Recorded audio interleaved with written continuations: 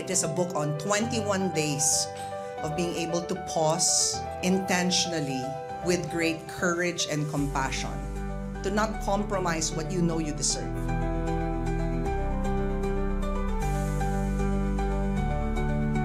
Welcome everyone to Moment with Coach Pia. Day 3 na tayo ng ating podcast.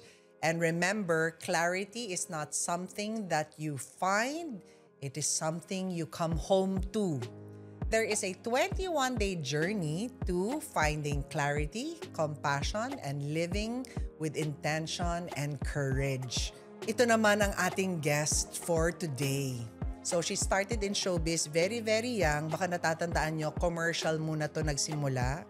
She's already 28. She was part of Going Bulilit as the original cast and joined noontime shows, drama series, and even movies.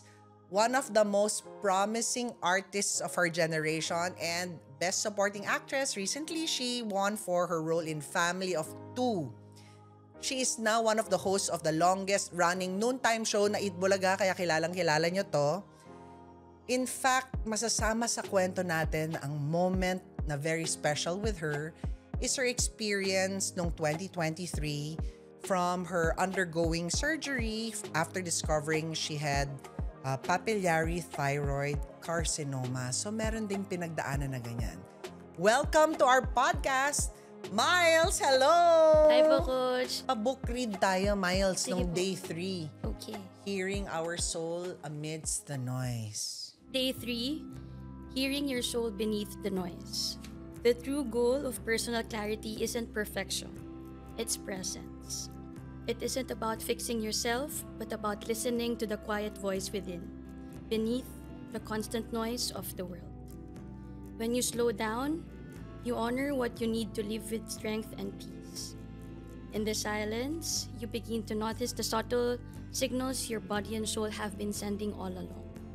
You create space for your spirit, not just to endure, but to rise. And in that space, you return to the values that anchor you, reminders of what truly matters. Today, honor your pace and protect the stillness within. Miles, since you were young, feeling mo ba you were born already with this confidence at clarity? Nung bata po ko, yes. Siyempre, parang nung bata ko, bibukid ka, di ba? Parang sabik na sabik ka sa camera noon. Pero growing up, siyempre nandyan na pumapasok yung insecurities mo. Bakit ganito? Bakit ganyan? Doon lang ulit papasok yung clarity. Dumating lang po ako sa isang araw nagising ako, iba na yung naging priorities ko. Siyempre, pag bata ka, di ba ang goal mo? Gusto ko maging super sikat ako dito, gusto ko ganito, gusto ko ganyan. Hindi ako nangangarap ng malaki for myself. But alam ko kasi kung alam ko yung sarili ko, alam ko yung kaya kong ibigay, alam ko yung kaya kong i-offer. So, simula nung change ko yung mindset ko na, bakit ganito, bakit mas magandang opportunities nila, ba't ganyan? Mas doon ako nag-focus sa, hindi ko pa moment to. Kumbaga, lagi ako naniniwala na lahat ng nangyayari talaga may reason. You're so authentic dun sa sharing na yon.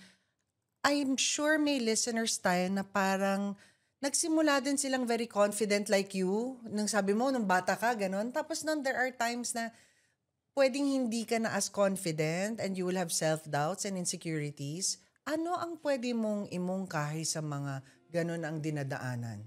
Well, di kayo nag-iisa. Di kayo nag-iisa. Tsaka, ewan ko, Coach, meron akong nabasa before na pagka minsan nag-iisip ako ng bakit ang tagal, bakit wala pa akong ganito. Kasi for some reason, Coach, parang lagi akong magbibigyan ng moment. Like nung nangyari po nung nagka-cancer ako, Coach, that was after the Batang Quiapo stint. Yun po yung time na super trending lahat, and then buhos yung mga trabaho, inquiries na pumasok sa akin. As in, kaliwat kanan yung offers at that time. Pero, sakto naman, yun din yung time na kailangan ko operahan ASAP. So, nung time po na yun, ang nakakaalam was my mom, my management, my boyfriend. So, di pa po nila sinasabi sa akin na cancer pala yun. Nung time na yun. Hindi nila alam nila? Alam nila, pero hindi nila po ginagamit yung term na cancer sa akin. Nalaman ko lang siya, Coach, na cancer bago ko operahan mismo. The day itself. So parang doon lang nag-sink in sa akin lahat na parang nung time na yung kina-question ko, bakit ganun? Bakit nabigyan na ako ng moment ulit? Bakit parang naudlot na naman? Tapos lagi lang ako bumabalik dun sa nabasa ko before, coach, na the day you plant the seed is not the day you eat the fruit. So parang you really have to trust the process eh. Kung ano man tong nangyayari sa'yo ngayon, kung maganda man siya at kung hindi, may kakakalabasan siya na sa future, magiging maganda siya for you at doon mo palang maintindihan na, okay, kaya pala siya nangyari. Parang gano'n.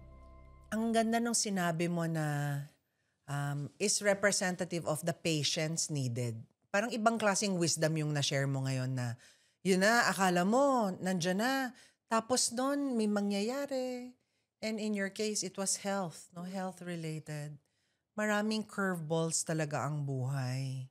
I also appreciate your sharing na hindi mo alam na cancer yon until the procedure. Siguro nag-worry din sila gamitin yung term around you. Kasi knowing me, sobrang nervyosa ko po, coach. And that process since 2023, what has that journey been like? Kasi hindi lang one operation yon. Ano pang nangyari? After my operation, so parang medyo may kumalat na pong cancer cells. So kailangan ko mag-radiation, doc. Parang oral lang siya. Parang ilang days akong nag-ano din sa Chemo? stay sa... Parang chemo? Yes, parang ganun. Para lang po siyang capsule na ganun, na maliit, na nakalagay po siya sa isang ganyang mabigat na metal. Tapos, pag pinainom po nila sa'yo, meron silang isa-scan sa'yo, maririnig. So, ang goal ko lang po nun, ay kailangan ko uminom ng maraming tubig para mawala yung sa akin. And then, every 3 to 4 months, nagpapalit po ako ng dosage ng gamot ko. That's why yung weight ko rin nagka-fluctuate, tataba, papayat. And then yearly po yung body scan ko naman. So, kapag sinasabi sa'yo ng mga tao yung feedback na yon nung nagpapagaling ka, may mga comments na ano nangyayari, parang bakit tumataba si Miles, ganyan. How do you manage that kind of noise? Naku, coach, kung tinanong mo ako mga 5 years ago, iiyakan ko talaga yan. As in, ano yan, pinagmumula ng depression ko yung mga ganyan. Grabe insecurities ko talaga, coach. Malaking bagay na you surround yourself talaga with people na talagang magsiset sa utak mo. Ako, grateful ako sa boyfriend ko kasi siya talaga yung nag-insist sa akin na hindi mo, kasi sobrang conscious ko dati. Pag may nag-invite, di ako pupunta kasi di ko alam kung anong susuotin ko. Di ako pupunta kasi ayoko mag-ayos. Alam ko nag-aayos sila doon. So, nung nag-stop akong mag-isip ng gano'n, nung nag-stop akong mag-overthink at natutunan kong mahalin sarili ko, okay naman pala. Pwede naman pala akong maging normal na tao. Parang ako lang naman yung, ako lang po yung nagpuput ng pressure sa sarili ko. So, nung change ko yung mindset ko, coach, kahit anong mabasa ko, di na ako affected at all. It's something na I really can't control. So, wala. Ang importante lang kilala ko sarili ko. And parang wala akong dapat i-please kundi sarili ko. Thank you for your authenticity that it was hard. Kasi maraming tao na yung physical appearance, naiipit talaga sila dyan, and it's a cause of major depression.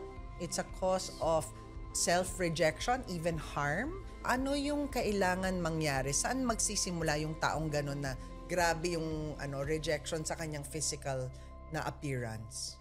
Kailangan mo i-acknowledge kung ano ba yung sitwasyon. Kasi baka naman masyado ka lang in denial sa ibang tao. Diba? You acknowledge and then you check yourself then kung ano bang dapat ko improve. Well, dapat hindi naman talaga mawawala yung self-improvement. Siyempre po. Pero pag ganun, ang hirap, coach. Kasi ako hindi talaga naging ganun yung process ko. Minsan, okay ako tapos susumpukin ka na naman ng insecurities. And I feel for them kasi gets na gets ko yung paano ko ba ito i-conceal? Yung iba, dadaanin sa makeup. Yung iba, kung paano sila magbihis, diba? Kaya, hindi mo alam kung anong process niya para maging confident siya na dalin yung ganong sarili niya. So, now that you know na itong journey na to with your health is already a lifestyle for you, what kind of self-care, yung alam mong unique sa'yo? Nung una, nung mga siguro after my operation, after the radiation, meron ka pang nasa face ka pa ng in denial ka pa na, pinagdaanan ko ba to? Parang, okay. Natutunan ko lang siyang ma-acknowledge na, okay, ito na pala talaga yung kondisyon ko. Nung natutunan ko siyang aralin, so, it's really important that you acknowledge something para lalo mo siyang maintindihan. Ang goal ko lang is maging healthy ako palagi. Well, babantayan ko ano yung mga kinakain. Tsaka ano po ako, tita na po kasi ako, coach. Maaga po ako natutulog. Tapos maano po ako, di po ko sanay sa mga ingay, yung mga party-party na ganyan. Kapag po may mga dati, Star Magic Ball, pag may program po, yung mga ilaw na gumagano na, ay nahihilo po ako sa ganun. Tita na po. Wow! Hindi maiisip ng tao yan, ha? Yeah. Oo po kasi, di ba po, pag mga age ko, mga kaedaran ko, syempre party-party, ako po, tsahin po talaga ang datingan ko. Okay. I'm so glad at your age of 28, you're giving your time for these kinds of discussions. Ang ingay-ingay na ng mundo, di ba? Ano yung mga ingay na alam mong pinagdaanan mo pero nakatulong na pinagdaanan mo yung ingay na yon? Marami pong ganyan na mga ingay. Well, growing up kasi parang palala ng palala yung mga pinagdadaanan mo in life. Pero ako po kasi yung taong sanay ako mag-isa. So, every time na kapag feeling ko overwhelming na lahat, nag-iisa na ako. Tsaka alam ng friends ko po, ng close friends ko, like Miss E, hindi po ako proud dito, pero may sakit po ako na hindi po ako pala reply. Siguro, every time nakakatanggap ako ng text, minsan, alam niyo po yung feeling na na-overwhelm ka. Tapos yung di mo alam mo kasi sa sarili mo na hindi ko pa mabibigay yung full attention ko pag sinagot kita. So, wait lang muna. Tapos hanggang sa, ang tagal na, di na ako nakareply, nahihiya na akong magsagot. So, yun po yung image ko minsan na, kasi yun po yung ko sa sarili ko, coach, na kapag maingay na, ina-isolate ko yung sarili ko. Okay. Natatawa ako na grabe yung pagtanggap mo na ganun ka. Hindi mo kasi mabigay yung full attention. Kaya kaya lang nagpo-post ng sobrang tagal. Tas hindi ka na nahihiya nakaka-reply. ako. Tas nahiya ka na. Oh. And you're also very busy. Sanay lang po talaga ako yung Ganon. i-isolate sarili ko. Minsan hindi siya maganda kasi parang feeling ko too much naman na ako na lang nag-iisa ng ganon. Pero wala sometimes you really need to know kung ano yung nakaka-help sa'yo para tumahimik siya sa utak mo talaga. And napaka-appropriate that ikaw ang day 3 guest natin for this podcast because it's hearing your soul amidst the noise. I define the soul here in the book as your truest self. We're not just talking about spirituality here. We're talking about being able to hear beyond just what your body is saying. Our soul is the sacred experience of people na hindi marinig dahil masyadong maingay ang mundo. Natural sa'yo yung gusto mo mapag-isa. Meron akong tanong dyan. Yes. Nakakatulong ba sa'yo yung napapag-isa ka? Yes. Okay. Nang sobra po. Na ayokong hindi maintindihan minsan ng family ko yun kapag di ako sumasagot or gusto ko mapag-isa. Ayoko kasi yung dating na parang maging burden ako sa kanila. So might as well, solusyonan ko muna siya on my own. Kasi parang magsasabi naman ako kung kaya ko. Tsaka yun po yung hirap kasi 'di ba kapag you're going through something, like di mo alam kung gusto mo bang mapag-isa or gusto mo bang may company ka para hindi mo siya masyadong maramdaman. So, dapat ma-acknowledge mo siya na, ay, hindi ako okay. Dapat ma-acknowledge mo siya ng, meron akong kailangan pag-isipan at kailangan mapag-isa. Pero Nagtataka ko kung saan nanggagaling yung confidence na yun na okay lang na gawin ko to na kailangan mapag-isa ko. Bata ka pa ba? Ganyan ka na, Camille? Sa set ako lumaki, sa industriya, sa studio, ganyan. Yun yung kinalakihan ko. So, kumbaga hindi ko naranasan yung childhood ng mga ordinaryong kabataan, naglalaro sa kalye, yung ganyan. So, di ba pagka po pinapagalitan ka minsan, meron kang iisipin na, paglaki ko, maglalayas ako. Di ba may mga ganyang emote ka ng bata? So, parang ever since bata ako, parang meron akong ganong pag-iisip na gusto kong mag-isa. Tapos habang growing up, syempre, mahirap din kasi parang nung first time ko naranasan yun na talagang mag-isa ako, totoo pala siya talaga. So pag mag-isa ka, kapag pinili mo to be on your own, wala ka talaga ang ibang aasahan kundi sarili mo. So doon lang ako siguro nag-start na mag-grow kung paano po ako mag-isip sa mga bagay-bagay. Kapag mag-isa ka na lang at tahimik ang lahat, doon yung time na nakakapag-desisyon ka at nakakapag-contemplate ka ng bagay-bagay. I love na ito yung nagiging halimbawa for day 3 ng ating Moment to Moment podcast. Testimonial mo ngayon na makita namin at marinig namin sa tinig mo na okay lang na you really set aside time to hear yourself. Na hindi ka nagdadalawang isip. You know, hindi kasi Pinoy to eh. Ang Pinoy kasi nahihiya eh. Yes, coach. Oo. Don't get me wrong, like, hindi lahat ng tao ay may ganito yung experience. Kasi, ako kasi pag matanda ka na parang ang nilook forward mo yung mga araw na wala kang alarm the next day, di ba? Yung hihilata ka lang, makapag-contemplate ka sa bagay-bagay. Pero, pag siguro kalahati na nung araw, magigilty ka na bakit parang wala naman akong masyadong ginawa or bakit masyado kong kinulong yung sarili ko dito. Pero wala, at the end of the day, yun yung kailangan ng katawan ko, yun yung, kahit hindi ko sinasabi, alam ko na yun yung kailangan ko. Kapag ka iniisip ko yung paano nangingibabaw yung ingay para sa ibang tao, I really so appreciate your lightness, yung nature mo na palatawa ka, tapos nun, alam namin yung rigid schedule mo, tapos na meron ka pang ongoing, you said lifetime na tong maintenance. Yes, opo. Maintenance. Ay, ano yun? Yeah, hindi maliit na bagay yun, no? Hindi maliit na bagay. When we now invite people to appreciate the moment of day 3, una, kailangan unapologetic sila kung sino sila. So the courage of that is on a different level. And the points that I would like to invite our readers to ponder on for day 3 is number 1, please honor your silence. The pause that makes space for your soul to be heard. You have to pause and notice, where in my day can I turn down some noise? Where in my day can I let silence guide me back to what matters most? So sa isang araw, minsan hindi araw, baka sa isang linggo, where in my schedule can I intentionally allow silence to be the one to take over versus the noise? And intuitively, you were doing it. Kasi nga lumaki ka sa set, di ba? Sanay po. Oo. So, if you were to give an example of what is the best time para sa isang tao na humiwalay sa ingay? Ako sa gabi. Kapag galing, lalo na yung trabaho ko, di ba po, na kailangan yung energy ko 1,000 level.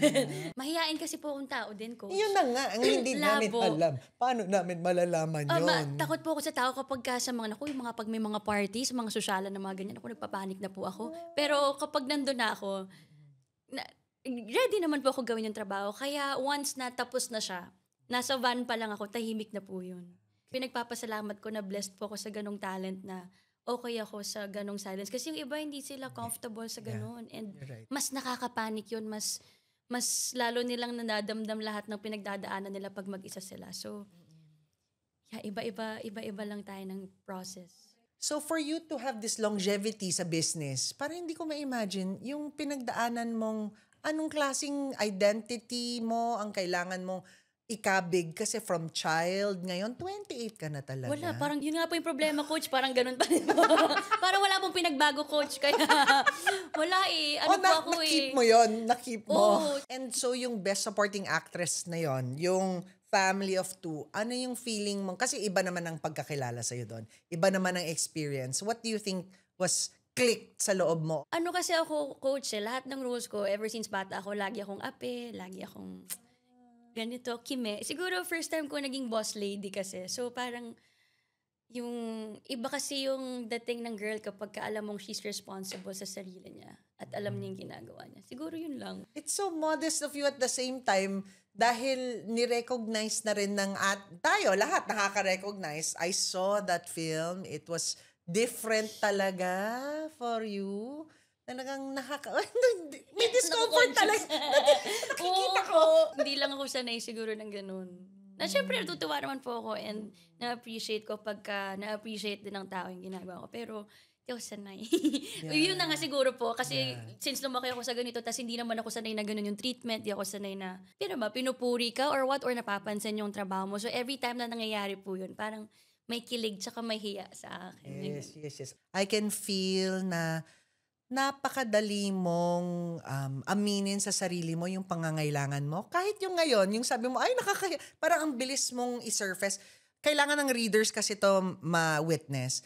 A lot of the time, magpapalusot yung mga tao. Pero ikaw, nung naramdaman mo na, niname mo siya, di ba sabi mo, You kailangan mong acknowledge it. aminin. Yes, you Kailangan mong acknowledge aminin. everything. Oh, and that's why you've become so successful.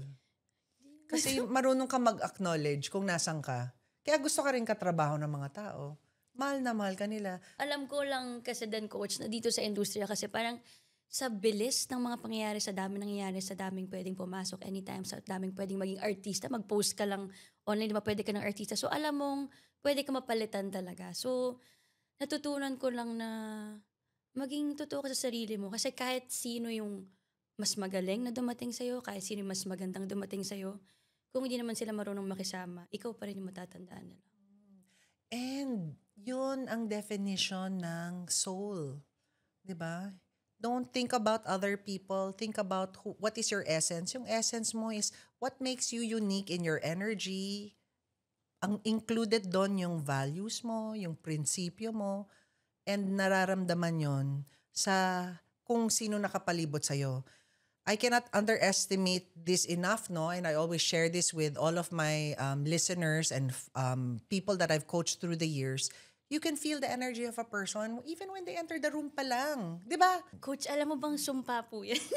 Mo yan.